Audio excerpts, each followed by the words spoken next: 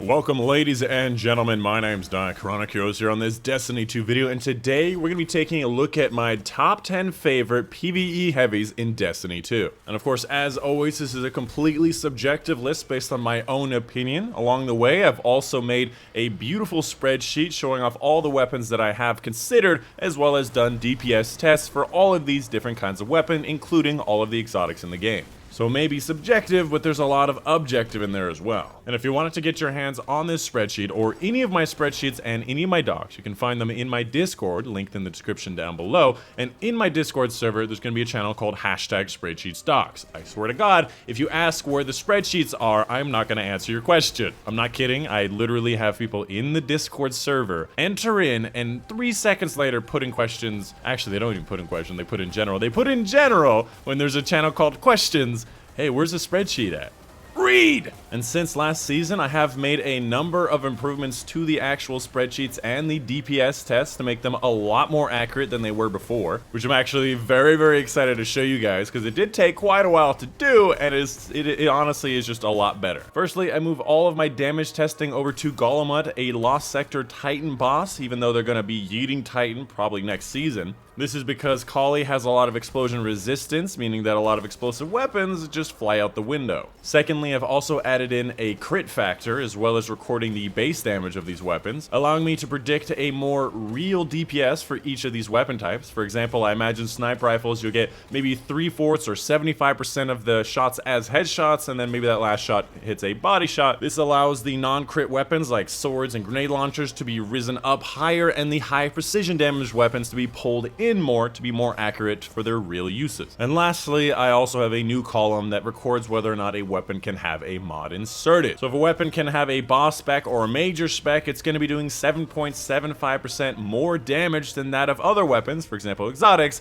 so that allows legendary weapons to shine a little bit more as well. All of these put together just make me much more confident that these results are a lot better than they used to be. On top of that, I found a lot of errors that I did with math. Anarchy is not nearly as low as it was before. The rocket launchers had a lot of weird stuff on them. I had to update all the new grenade launcher damages. There's a lot of fun stuff. Overall, I'm just very, very excited to show you guys this stuff. But before I do, I just wanted to show you very quickly these cute and adorable animals on screen right now, and also tell you I have a giveaway going on right now. That's right, another giveaway. I do monthly giveaways of an Astro A40 headset, Blue microphone product, and a Control Freaks gift code. All you have to do is go to the description down below for a Gleam link, and at that link you'll be a bunch of different ways to enter, like follow the Twitter, retweet something, stuff like that. Pretty straightforward and pretty awesome. Again, huge thank you to my sponsors for providing for these giveaways. It's just awesome that they do this every single month. Moving on to the main section of this video, we're going to be taking a deep dive into the spreadsheets, looking at all of the amazing recommendations that I have, all of the DPS numbers for all of the weapons that I have considered for this video, including all of the exotic weapons for the heavy slot in the game. But more than that, we're also going to be telling you about the PvE meta, telling you about the different archetypes of weapons, the different types of weapons, and why they're performing the way that they are performing, so that you can have better tools to survive and make your own decisions in the wild. And if you're new to my videos, my spreadsheets are pretty much your one-stop shop for everything that you're going to need to know. If you want to know where you get a certain weapon, where it drops, if you want to know how to do a certain exotic quest or ritual quest, these things are linked here. If you want to know my best recommended perks, mods, and masterworks, they are all listed here. If you want to know the catalyst for a certain weapon, what it does, how you get it, how you complete it, it is literally all listed here, as well as a bunch of extra notes and all the DPS information, all these extra notes and color coding legends and extra notes and sources.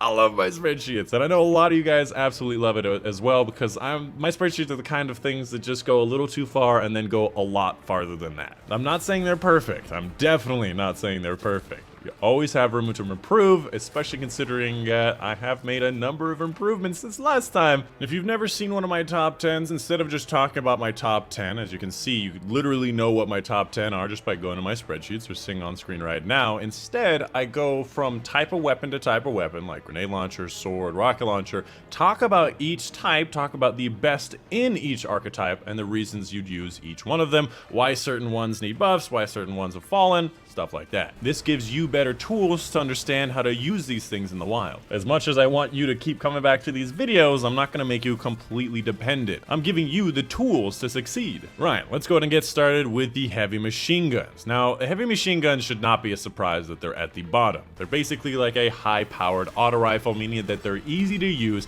they can be used at a lot of different ranges, and they have a lot of ammo. Generally, you want to use heavy machine guns for red health enemies, orange health enemies, and breaking shields of a certain type. Outside of that, they don't really have much purpose in the endgame. Obviously, there are some exceptions that do a little bit better than the other ones. For example, the Xenophage, honorable mention, does actually pretty decent DPS and pretty decent full ammo damage considering it's a heavy machine gun, but even against Golemut, the Lost Sector Titan boss there, it still does not do gangbusters amounts of damage. Now, from what I understand, the Xenophage has a weird interaction with the Garden of Salvation boss, where it hits it twice, basically, and that's oftentimes why it does do decent DPS in the Garden of Salvation. However, I will prove, especially with Windigo, that there are a lot better options for this boss. Up next, let's talk about linear fusion rifles. Now, for the most part, the highest linear fusion rifle damage is going to be the Line in the Sand with Firing Line, or the Sleeper Simulant at around 20,000 damage, which is, you know, appreciable. It is decent, but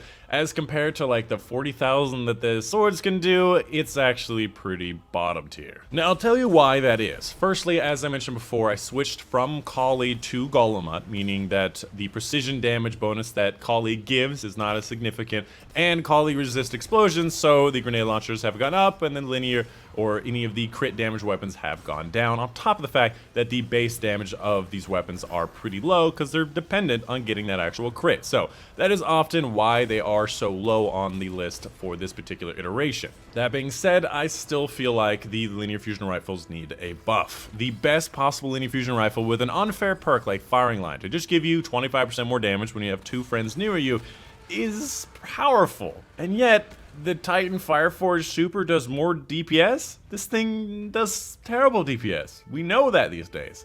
What happened? Moving on, let's talk about rocket launchers. It's a weapon type that has been underperforming for a very, very long time. And honestly, it's like a proud father finally seeing the truth at over 24,000 damage. More than the Sleeper Simulant, I might add. Total ammo damage is actually decent. Oh, okay, maybe not that decent. So Deathbringer total ammo damage is pretty decent as well. The same reason as before. Kali took less explosion damage, and Golemut's a bigger target, so things like cluster bombs can actually do decently well. As a note, as far as rocket launchers go, they pretty much all do the exact same damage with each of their rockets. A lot of them have pretty much the same RPM with the adjusted RPM with the reload speed. So the RPM doesn't really matter. Just pick whichever set of stats you like best. They're going to be doing pretty much the same DPS across the board. The only difference is going to be the selection of perks. For example, my Sleepless has impact casing plus cluster bombs. I also wanted to specifically mention that Wardcliff Coil is still bottom of the barrel when it comes to rocket launchers. It has weird interactions with like Spire Star Boss, where it hits many times in many body parts, and that's why it does more. I just don't understand Wardcliff. It was supposed to be a DPS weapon with terrible reload speed. It's supposed to be that great damage dump, but if the rocket hit, all of rockets hitting a single target around 39,000 is the same as just a regular rocket without cluster bomb, without impact casings, what's the point? Up next, let's talk about grenade launchers. Now, it used to be that the 120s and 150s did the same damage, but the 150s shot faster and made them the objectively better option. However, since then, from my experience, 120s are just better than the 150s in almost every way. You can see this list of 120s with no extra damage perks versus either a full court or spike grenades from the 150s are just better. So 120s lead the pack by quite a significant margin. And on top of that, the best of the best grenade launchers, the Windigo with the best, meaning that it has a full explosive light the entire time across every single shot, or an Interference 6 with spike grenades and full court, which, by the way, can also have auto-loading. Their DPS is out of the water, 33,000, 31,000, really, really impressive. And let me show you something very, very interesting. So the Windigo has auto-loading on it by default. The Interference can have auto-loading as a possible perk. Now, the way I've done these calculations is that I've included the reload speed into an adjusted RPM and recalculated the DPS based on that. However, if If you change both of these values to their original 120, you can see that their DPS is actually out of the park. You can see the 60,000 damage that Windigo can do with the top and full explosive light as compared to a Throne Cleaver with full relentless roll and heavy light attacks we'll talk in a little bit at 40,000. That's pretty insane. And if you also take in consideration that the average amount, let's just say you have 6 explosive light shots and then the rest are regular shots, that's still 43,000 DPS. So if you fire all of your Windigo shots or all of your interference shots, put that in your pocket, switch over to a firing line sniper rifle, for example, or a great example here would be an Akalos trench barrel. You can then, when you're finished with that, switch back and then do more DPS. That's awesome. But for these particular purposes, I like to keep these adjusted RPMs where they are because they often have an impact on their single use DPS. And so, keeping that in mind, let's talk about Anarchy. It's a very special grenade launcher. Where is it? It's all the way down here. A very special grenade launcher I put as an honorable mention. Can do 15,000 DPS, 2 million full ammo damage if used optimally. Now the problem is that that takes 131 seconds, and that's why the DPS is so low, is because you have to shoot 2 at the target, and that's the maximum DPS you can get, then switch to another weapon dealing damage with that. And that's why a lot of people are using it. They shoot 2 Anarchies, switch to some other weapon to deal damage with that, and then switch back to the Anarchy 10 seconds later to reapply the Anarchy shots. And so for a long DPS phase, like the new Prophecy boss, Anarchy is doing really well, because he moves around, takes those Anarchy shots with him, and it's a long DPS phase. However, as I demonstrated with the Windigo and Interference 6, if they both have auto-loading, you can do the same thing. Fire all of the shots of these grenade launchers,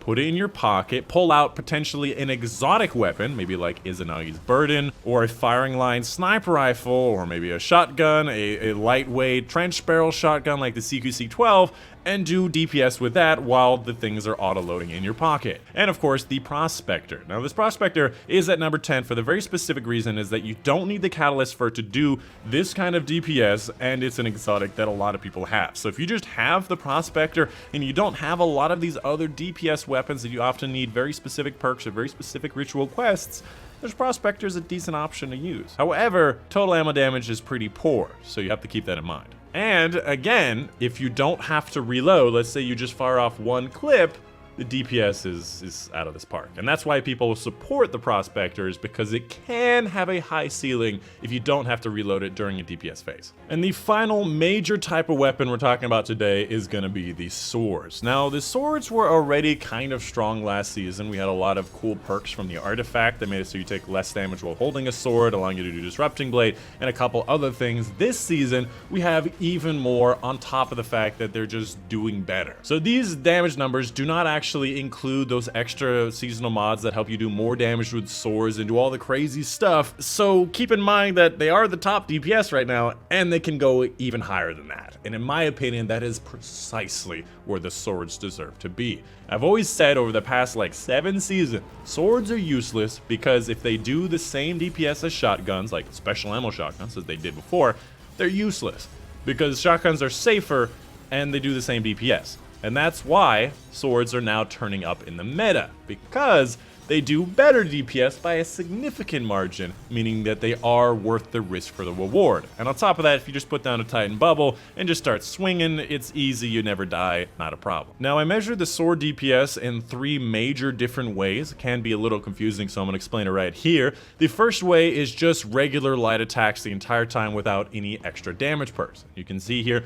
that's Razor, Adaptive Frame Sword, 30,000 DPS. Very respectable, and still respectable full ammo damage. However, from my experience, the more optimal way is to do light attacks with Relentless and Whirlwind. Relentless gives you ammo back, meaning you have a 77 full ammo. You can see here it's actually 58 because you get ammo back, and Whirlwind increases your damage by around 30% at Whirlwind times 5, increasing your damage and DPS a pretty significant margin.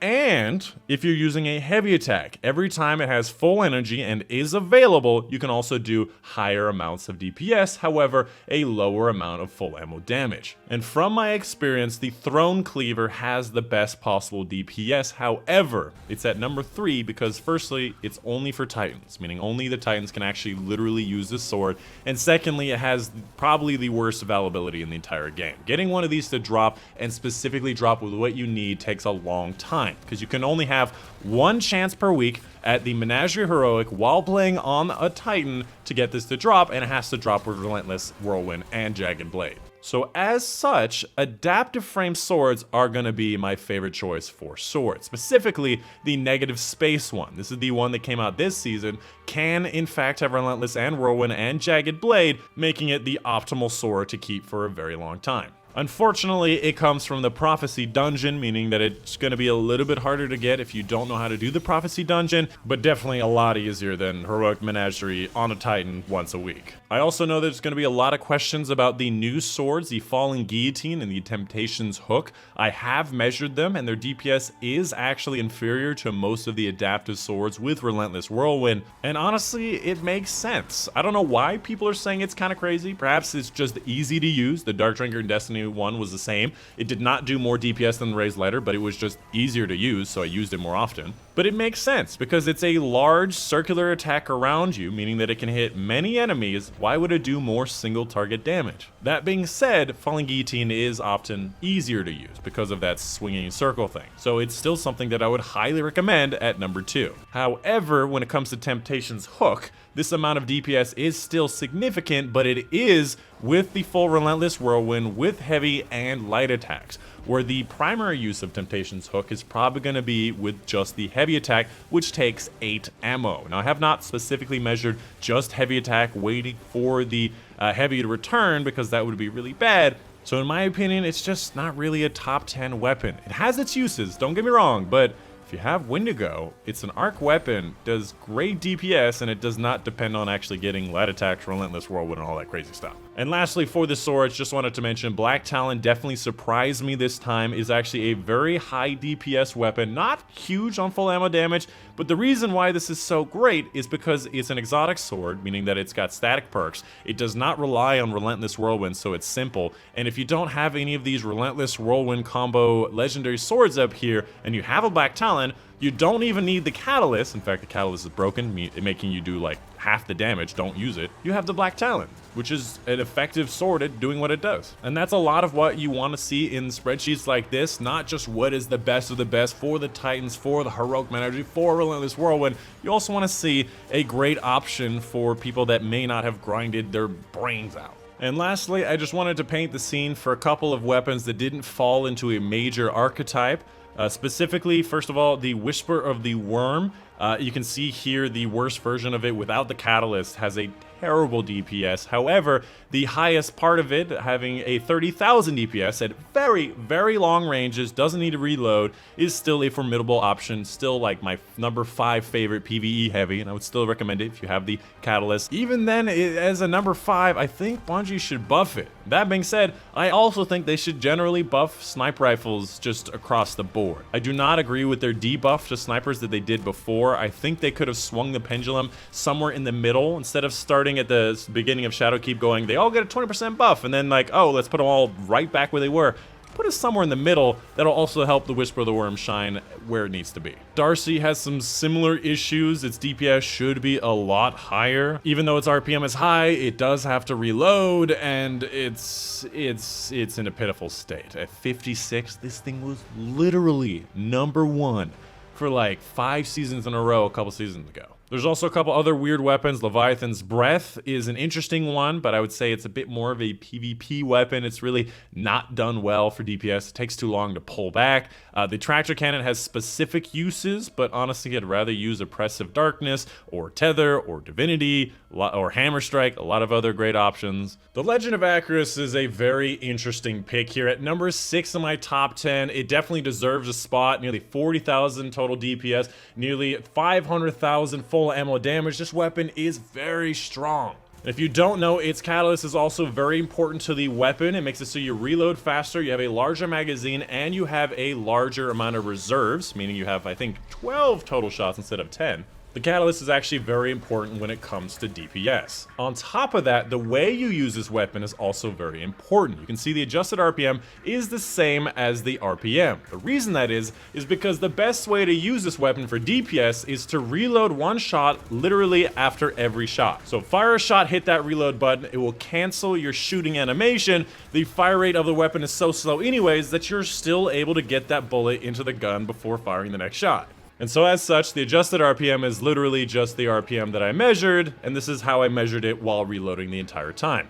As you can see here, if I were to take the regular calculation of adjusted RPM, the DPS would be kind of bad. But because you're basically avoiding this entire reload time by putting a shell between each shot, the DPS jumps up pretty significantly. And because it's a shotgun, it has a little bit more range than these swords, it oftentimes can be a safer option than getting in their face with a sword. And then finally, a big one at number 8, 1000 Voices. It actually does a pretty impressive DPS and again has a weird interaction against the Garden of Salvation boss, so it's definitely a weapon that you should use more often. I am glad it is up higher because it's a fun weapon. It's a great burst of damage. It takes a long time to get out, but the burst of damage is quite high, and I would highly recommend you use it. It is still very effective. And that's going to be pretty much it. That is the end of the top 10, the end of the best heavy weapons. I hope you guys did enjoy. Let me know in the comments down below if you have any questions, any concerns. If you guys could also help me by answering some of those questions. I am really behind on my comments. I'm going to try to get there as soon as I can. But yeah, that's the best heavy weapons. And again, like I said before, I am very pleased by how this spreadsheet is shaking up.